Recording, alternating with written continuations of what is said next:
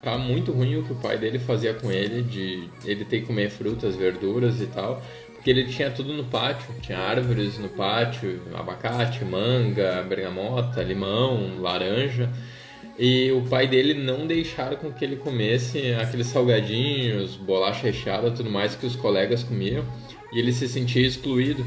Então, a primeira coisa que ele fez quando ele saiu de casa, com 18 para 19 anos de idade,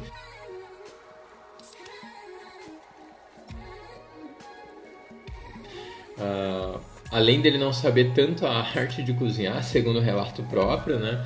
Ele começou a comprar então salgadinho, bolachinha recheada, coisas que o pai dele não deixava e ele não introduzia, não fazia questão, né? Até por ter esse ritual de cuidar do pátio, cuidar das árvores, então ter uma integração um pouco maior com a natureza.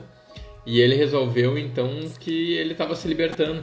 E a partir desse momento que ele começou a se libertar, ele mesmo falou que se jogou dentro de uma arapuca, assim, dentro de uma cilada. Ele mesmo se jogou na cilada e que ele só foi conseguir sair, então, depois de aproximadamente 15 anos dentro dessa situação que ele mesmo criou.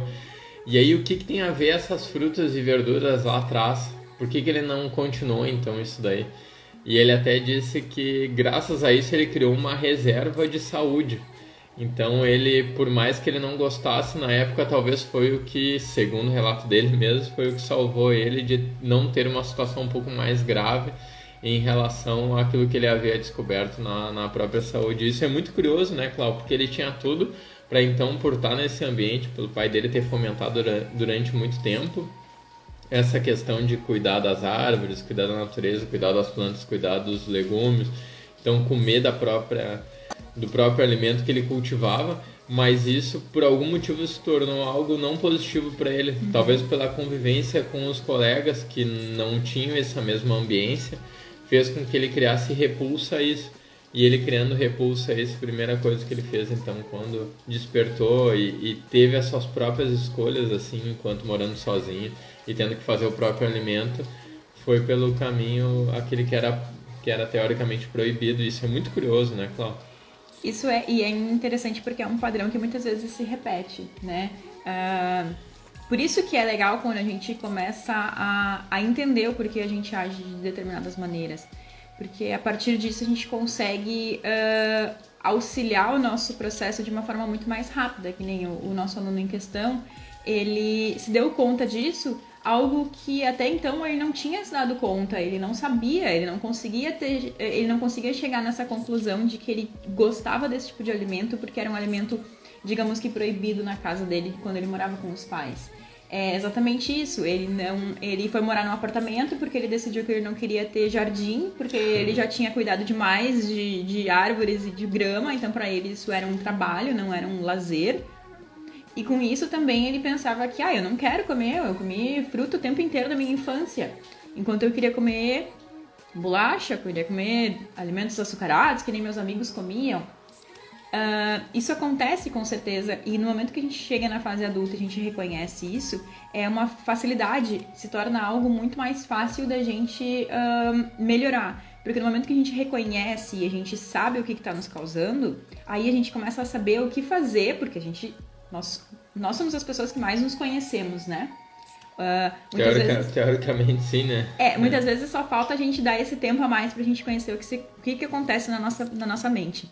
Mas por esse motivo entra essa importância da gente entender o porquê a gente faz algumas coisas, entra a importância da gente fazer esse tipo de exercício, esse tipo de análise, e que nem no caso dele, talvez vou devagar, tá? Mas talvez, por exemplo, se a abordagem tivesse sido um pouquinho diferente no sentido de isso, uma coisa que a gente pode fazer com filhos, com netos, com crianças próximas a nós, de envolver a criança, porque a criança é lúdica, né?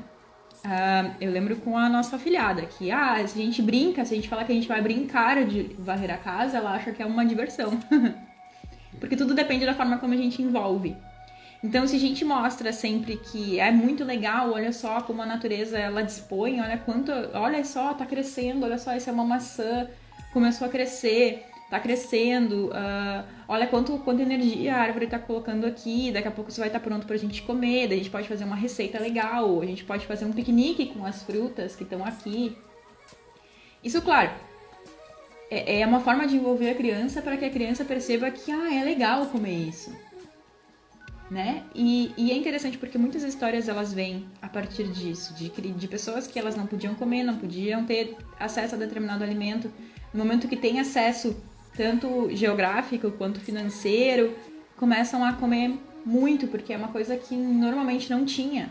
Uhum. Eu encaro isso daí e eu acredito que seja em grande parte, nesse sentido, quase que um grito de liberdade, porque talvez não seja tão interessante quanto a gente acha quando pequeno, talvez por necessidade, né? Mas de ter a tua vida condicionada são duas cabeças que não são as tuas, são muito importantes, mas de uma forma geral, assim, o que é condicionado para nós, num âmbito mais geral, assim, é a palavra não. Não faz isso, não come aquilo, não isso. Não, tu tem que comer isso, ou tu tem que fazer isso.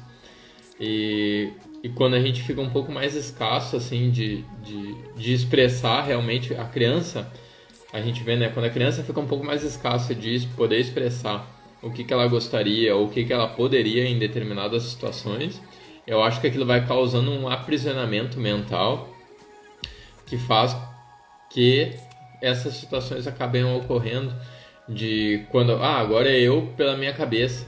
Então, nem sempre as melhores escolhas pela própria cabeça são tomadas de forma correta. Até porque até então a gente não sabe tomar decisões. A gente, de alguma forma, não foi estimulado pelo ambiente a tomar decisões. E a gente não se deu conta também de, não, peraí, eu posso tomar essa decisão de querer ou não. Porque quando a gente fala numa mudança alimentar, no começar a atividade física, mudar o mindset ou cuidar da espiritualidade, não depende necessariamente de uma situação, de um terceiro ou de outro. Também depende em grande parte da força motriz que somos nós.